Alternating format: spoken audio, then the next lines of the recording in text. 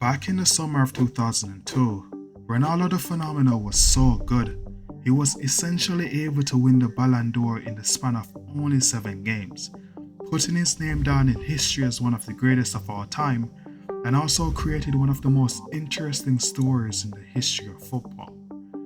But how is it possible to win one of the most prestigious awards in the world in what's essentially only 7 games? And why is this universally accepted? Like most other Ballon d'Or ceremonies in recent years, the 2002 award placed a massive emphasis on the World Cup, something that we can all agree happens every World Cup year.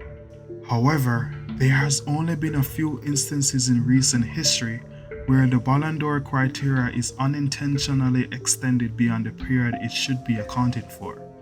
In this particular instance, the story of this award can only be started before the final of the 1998 World Cup, where two generational talents would face each other to find out who would win the 1998 Ballon d'Or.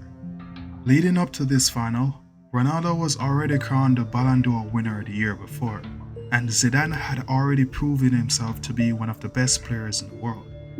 The anticipation and expectation for this match leading up to the final was at an all-time high, and as history would have it, the night before the final, Ronaldo, Brazil's biggest star at the time, would suffer a seizure. Despite not knowing it, this event could only be described as foreshadowing, seeing that he was about to face a series of bad luck that would keep him off the pitch for the next 2.5 years. Because Brazil was steamrolled by an informed Zidane and France, as they massively underperformed in that game, especially Ronaldo, who didn't look like himself on the pitch. This was bad luck number 1. After this World Cup defeat, which saw him losing the Ballon d'Or to Zidane, Ronaldo would keep the show going by scoring goals in the games that he would play, scoring 6 league goals in the first 10 games that he played in the 1998-1999 season. However, in February 1999, just 9 months after the World Cup, he was informed by a knee specialist that he should decrease the amount that he plays, due to the sheer amount of pain that he would feel when playing, which was a result of an injury he had at PSV. Steps were taken to ensure that he wouldn't get any more injuries. But Ronaldo's biggest enemy at this point wasn't the aggressive opponents he would face in Italy. It was his own superhuman physical abilities. In November 21, 1999, in a game against Leeds, Ronaldo would leave the field limping, mentioning discomfort in his knee, which was later diagnosed to be a partial tear in his patellar tendon, an injury that would leave him on the sidelines for 5 months. And when you think things couldn't get any worse, after completing his surgery and rehabilitation, now looking forward to scoring goals again, he would make his infamous return to football in the first leg of the Coppa Italia final.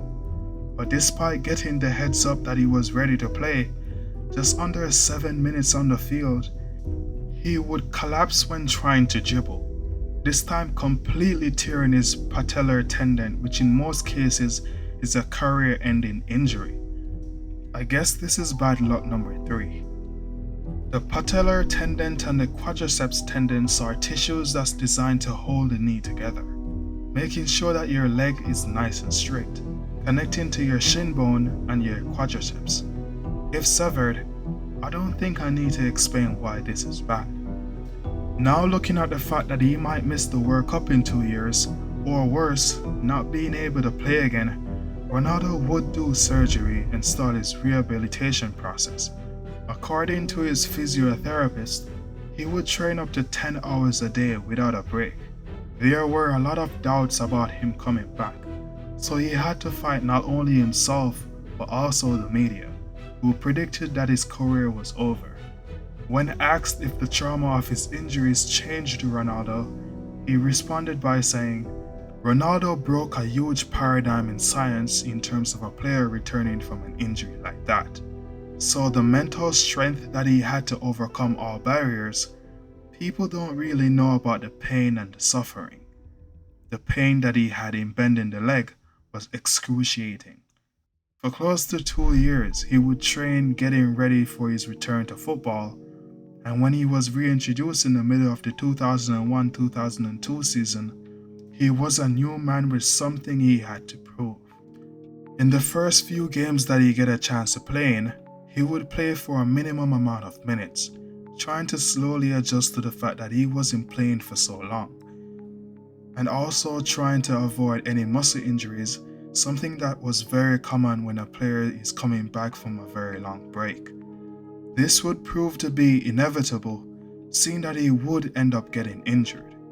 By the time he was back from this injury, there was only 5 games left in the league, which he would score 4, and also scored another goal in the International Cup, ending the season with 17 club appearances with 8 goals and 2 assists. Ronaldo clearly wasn't the same player he once was, but the fact that he was back to scoring goals and was given a chance to represent his country at the 2002 World Cup was more than enough for him. Now it's important to note that by this point in time, Ronaldo wasn't a Ballon d'Or contender, meaning that his performances up to now is completely irrelevant. But all of that was about to change, seeing that he potentially had 7 games left if he was able to play from the group stages to the final of the FIFA World Cup. Now I'm sure Ronaldo probably had revenge in his eyes, seeing that he probably felt that he just played the 1998 World Cup just last year. So it was at this point Ronaldo would have shaved his head and made one of the most impactful World Cup campaigns since Maradona, scoring 8 goals and providing 1 assist, proving that he was still a world-class player and that anything is possible if you believe. So although Ronaldo didn't have as many goals and assists as many of his competitors that year, he proved that under the right circumstances, the Ballon d'Or can be affected by the stories that each player creates when competing, effectively turning it from a numbers game into a popularity contest. Although this example is not as extreme, this phenomena would happen again in 2023, when Messi would win the FIFA World Cup the year before. From an objective point of view, Messi is a better player than Haaland, but for what they both did in that season, Haaland's achievements was so much more impressive. Winning a treble is no easy task. There is only 10 teams in the history of the game that was able to do it. Not even Real Madrid was able to do it. However, the story behind Messi's victory, with all the highs and the lows, that's the reason why people didn't have a problem with him winning. I have no doubt if it was Cristiano, he would have won it over Haaland as well. So in short, Ronaldo's Ballon d'Or win wasn't just about his World Cup performances. In those 7 games, he was able to paint one of the most beautiful stories in football, and how anything is possible if you believe. Thanks for watching.